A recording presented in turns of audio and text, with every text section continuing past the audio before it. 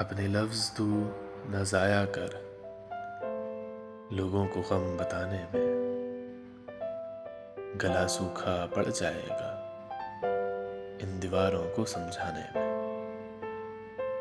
شعر یہ میرے سمجھتے نہیں تو پھر کیا مزہ سنانے میں، محبت ویسی ہوتی نہیں جیسی ملتی کسی فسانے میں۔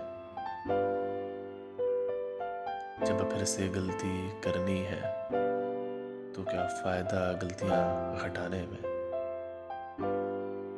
یہاں تو لوگ خون چوستے ہیں تو کیا فائدہ مچھر کو ہٹانے میں۔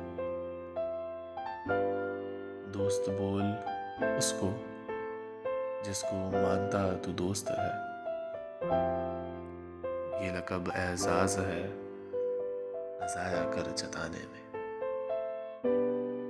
بات صاف کر کے بھی دل صاف ہوتے نہیں تو پھر کیا فائدہ شکوے مٹانے میں۔ اب چھیڑوں تمہیں تو غصہ کرتی ہو تو کیا فائدہ اب تمہیں ستانے میں۔ یاد آؤ گی تو تیری خواہش جاگے گی دل میں،